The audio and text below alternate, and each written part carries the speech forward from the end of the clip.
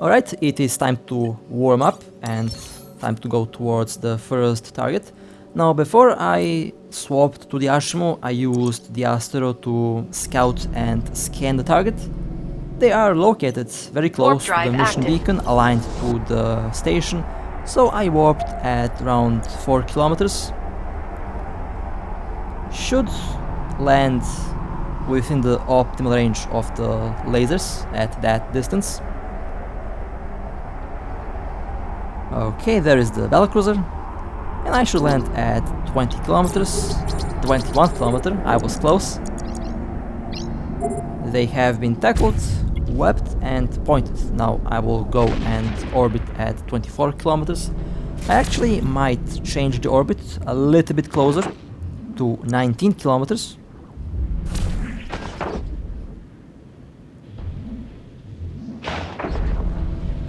They are losing shield. I think they are a very nice armor tank.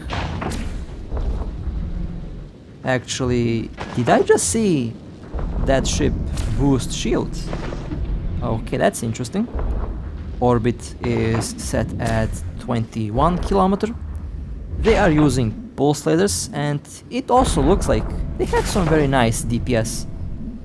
My shield is taking some hits, but the shield booster will maintain my shield at a high percentage at all times. And they are repairing armor and they are boosting shield. Interesting. And I would like to add that they also have very nice DPS. It takes some very good DPS to break the tank of this Ashimmu. So I'm a little bit surprised to see a hybrid tank with such a good DPS output. I have around 85% resistance on EM. My apologies, I think it's actually 88%. I forgot to check. This is one of the more expensive ships that I have. I actually have two Ashimmus.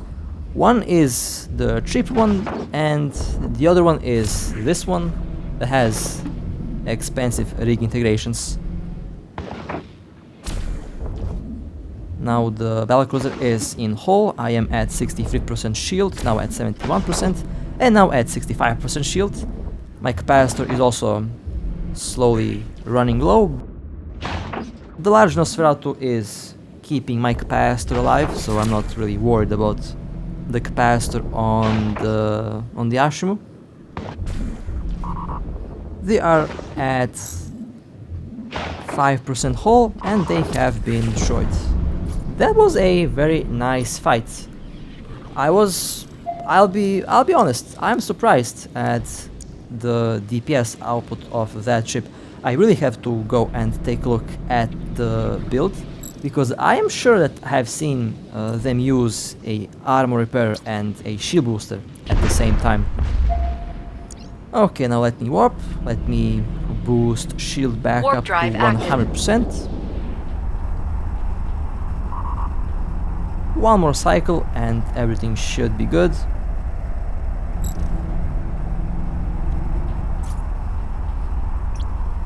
Now let's take a look at the kill. 290 million. So, okay, well that explains why they had a really good DPS. They had the damage mods and they had both the armor and shield tank. A very weird build, but it was a very nice fight. Okay, let's go to the next targets. Now we have one Tempest and we have one Dominix. The Dominix is currently alone in the mission, while the Tempest is still docked. So that does kinda sound like a trap. Now I accidentally warped towards the planet, and now I will warp back to the mission. And we have the Dominix with large drones. Let me quickly warp towards the Stratios. And as expected, the Tempest has also warped in, so this was a bait. Okay, this should be fun. Now the primary target will be the Dominix. the secondary target will be the Tempest. I will orbit at 16 kilometers with this ship. I am using pulse lasers. Should have pretty decent range and overall pretty decent DPS. I pointed the Tempest just to prevent them from warping away. I will keep the Dominix as primary target. We'll orbit the Tempest. Or I guess I will not orbit the Tempest. They have decided to make me the primary target. Okay.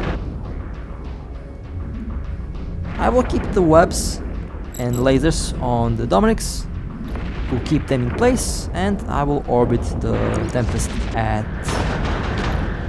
0 kilometers, basically very close. The Dominix is in very low hull. They are going down. I have been webbed, I have been scrambled, I have been pointed, and I have one large neutralizer working on my Ashimmu. But it was a mistake to focus the Ashimmu because this little ship is very tanky. And I don't have to worry about losing the shield. I can tank a couple battleships without any problem. Orbiting at 0 seems to work really well. They are practically not doing any damage to my ship. And now the Tempest is stuck in a very tight orbit with the Ashimmu. I still go around 350 meters per second with one web. That's why I like to use the afterburner on this ship.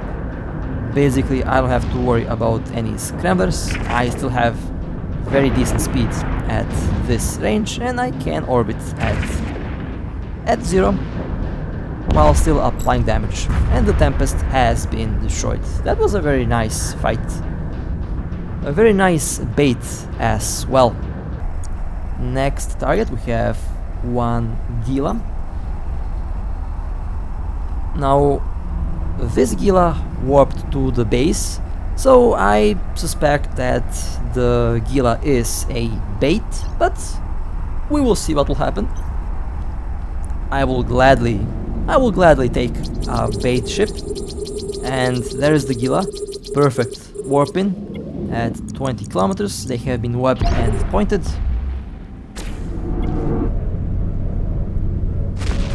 This Gila is using reactive shield harness based on the amount of damage that I am doing to them, and of course I am the primary target.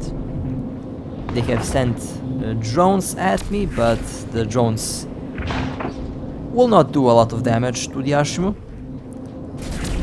Currently I have the range advantage and I have the tank advantage.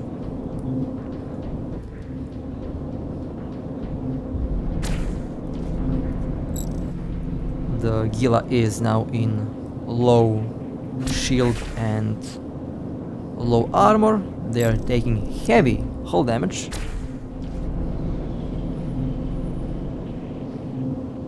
The Gila lost capacitor, and the Gila has been destroyed. Nice.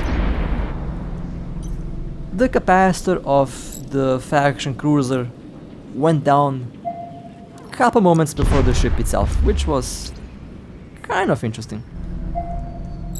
Okay, now let's warp away. The large Nosferatu on the Ashimmu is something that I really like on this ship. It works really well. 1.1 billion ISK. They have torpedo launchers, a reactive shield hardener, and overall I would say a solid build. But the capacitor is the main issue when you have to fight one tanky Ashimmu and when you have to fight one Vigilant as well.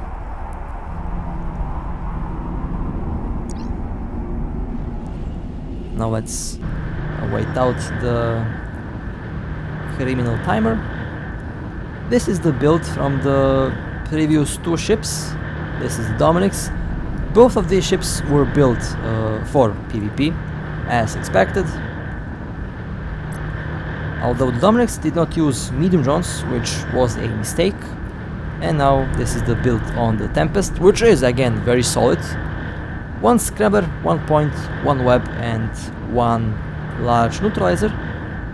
They also had a pretty good shield tank and a capacitor battery. Overall, it looks really nice. That was a very nice build on these two ships. Let's go towards the next target.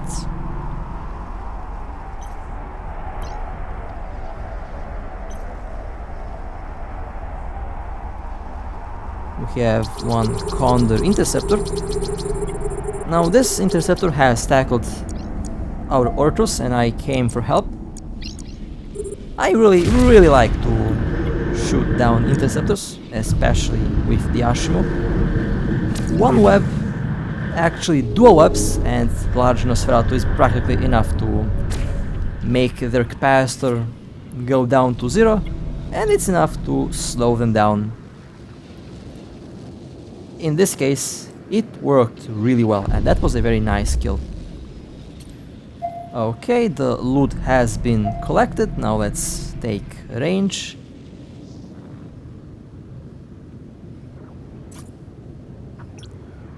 Let's take a look at the kill. Not bad. A classic PvP interceptor. Although, don't engage faction cruisers with the interceptor, because most likely there is going to be one Ashimmu lurking around. Next target we have another battlecruiser. Now I'm warping at 100 because first I scouted with the Astro and then I swapped back to the Ashimmu. For some reason that battlecruiser is sniping, and honestly I'm a little bit surprised to see that battlecruiser snipe. They use medium lasers. There they are. I have landed right in the optimal range. Locked, pointed and webbed. I will orbit at 23 kilometers.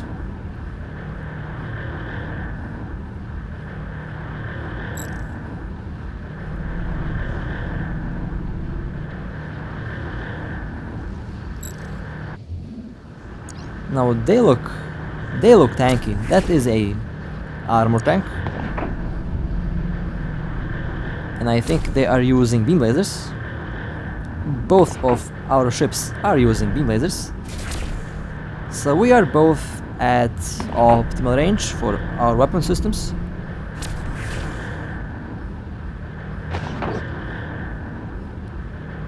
And they have been destroyed. Very nice. That was a very nice catch. Now let me align myself and let me take a look at the kill. Not bad. C-type beam lasers, tracking computer and a armor tank. Overall, very nice. A solid kill. Let's warp towards the next target. Orbit set at around 21-23 kilometers. You know, I still love to use this ship with this current build. It runs so well that I really don't feel like I have to change anything. The only problem is when you have to fight ships with a lot of stabs. That's practically the only problem that you will encounter with the Ashimmu. Now here we have one Phantasm, a very quick Phantasm. I think they are using a large afterburner. And we have a decently sized fleet trying to shoot down that faction cruiser. Now this is where I made a mistake. I should have fitted a micro warp drive instead of a afterburner, but I did not have a lot of time to change the build, so I have to use the afterburner. And the Ashimmu is just too slow to catch a fast moving cruiser like the Phantasm. After all, the Phantasm does have a bonus on afterburners and it's actually really quick. Warp drive active. I will try to find a very good warp in, but the Ashimmu is not that quick. And of course, the Phantasm is moving around, so finding a good warp in is going to be difficult, but I will see what I can do. So far, they are not taking a lot of damage. Basically, they are speed tanking the Ortrus missiles. Now, there's a chance that I might be able to warp on a drone. So the only thing that I have to try out is to let one of the prophecies launch drones on the Phantasm, and then I could technically warp towards the drone. This is something that I will definitely try to do. If I can warp to the drone, that is. Not quite sure if that's possible. They are chasing the Phantasm at over 1000 kilometers at the moment. Active. Now I am still warping around, trying to find the perfect warp in. Every time I land close, the Phantasm moves away. That's because this ship is, well, obviously not the fastest, so the only solution to this little problem is if I were to have a micro warp drive, or if I find a perfect warp in. Now here I got the idea to let one of our ships go in front of the Phantasm, and it did kind of work. The Phantasm got almost caught. I was really close to the faction cruiser, but they slipped away with a couple seconds to spare. So I will attempt to do the same thing. I will warp away, active. And I will warp back to one of our Ortrus ships. And well, I think I don't have a good angle, but we will see. Let me warp to the prophecy. Warp drive active.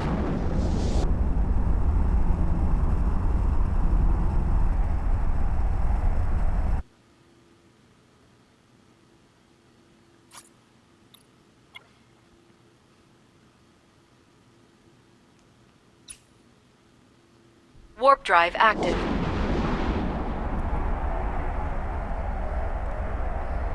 "30 kilometers from the Phantasm." They are still moving very quickly.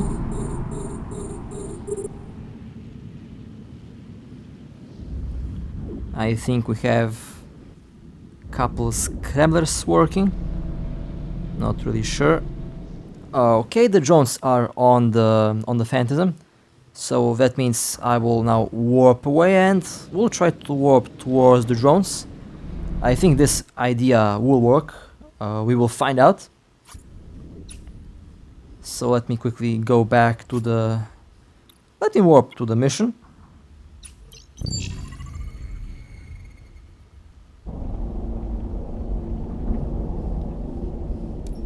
After I warp to the mission, I will warp to the Phantasm.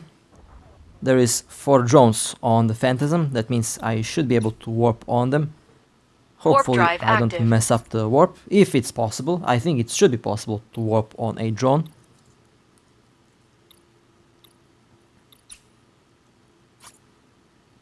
And unfortunately, it looks like I can't warp to the drones. Well, it would be a very fun idea if it worked.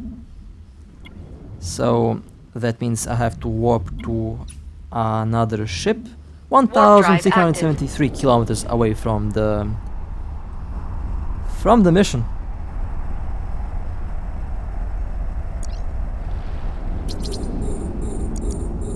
Now, after chasing the Phantasm for quite a while, they have been caught. Now they have been webbed, and now I will orbit at 24 kilometers. The Phantasm is now in hull,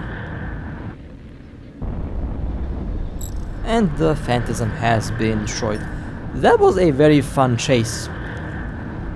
The Phantasm is definitely one of the more hard to catch ships if they move very quickly. 1.1 billion, not bad. A medium afterburner, overall a solid build. I used to fly the Phantasm a long time ago. The Phantasm is actually my first faction cruiser loss in this game. Lost in a storyline mission, which is kind of funny. Warp drive active. I did lose connection and the ship just, well, you know what happened. The ship was just standing there and it got destroyed. But it happens. I got the Cinnabal soon after I lost the Phantasm. At the time they were quite expensive. That's a 4.4 billion ISK loss. Okay, let's go towards the next target. We have one battleship, Megatron. They have been pointed by the Ortus. Now I will move into the optimal orbiting distance with the Ashimmu. They have been pointed. Actually, they haven't been pointed, my apologies. I have the wrong point installed on this ship. But that's okay. The Ortus can hold the battleship without a problem. Now, the Megatron is using blasters, so at this range I should be good. However, they are trying to burn towards me, as you can see, and the dual webs are keeping the Megatron from approaching. I think they also have a micro drive, but I'm not 100% sure.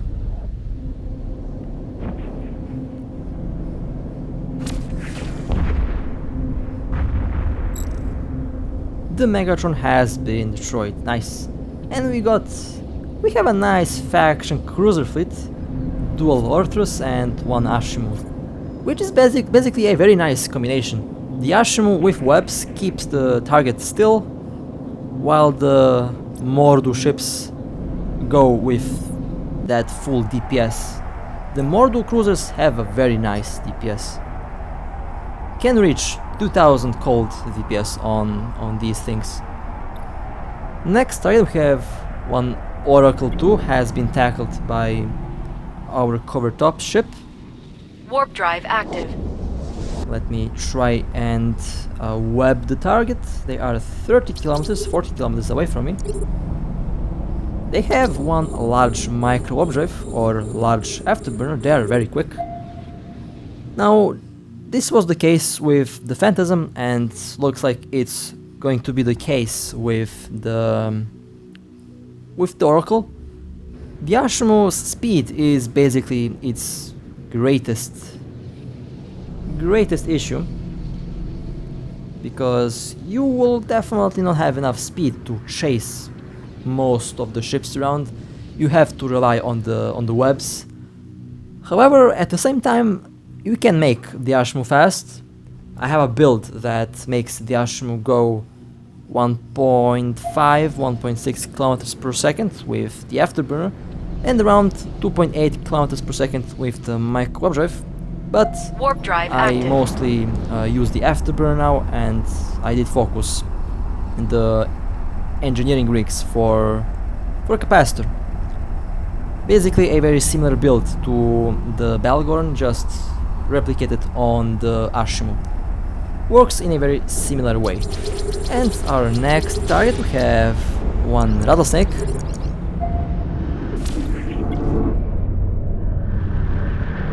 Because we have summoned a capital ship to break the tank of the rattlesnake. They have a very solid tank, but once the revelation starts shooting in siege mode, well, the tank of that battleship is going to be deleted pretty quickly. I keep the rattlesnake pointed and of course webbed, so that the capital ship has maximum accuracy against this ship. The rattlesnake's shield is going down, a very tanky rattlesnake. I think they also have reactive shield harness. Not very sure, but we will find out very soon. Rattlesnake is now at around 40% shield.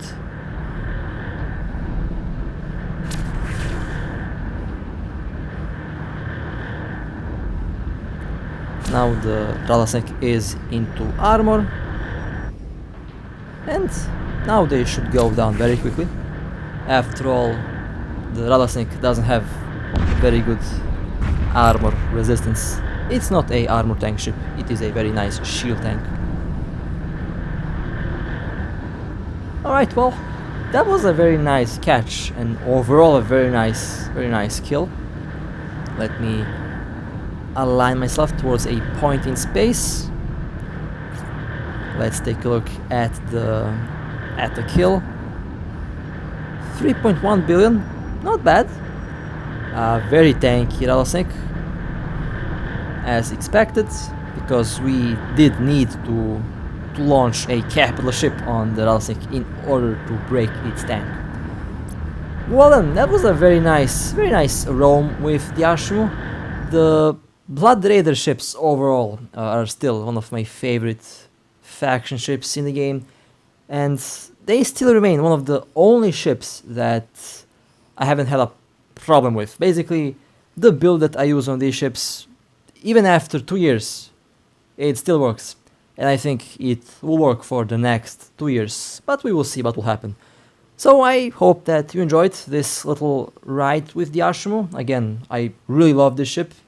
One of my personal favorite faction cruisers, and flying this ship is actually very enjoyable. So with that being said, hope that you enjoyed, stay safe, fly safe, and I'll see you next time.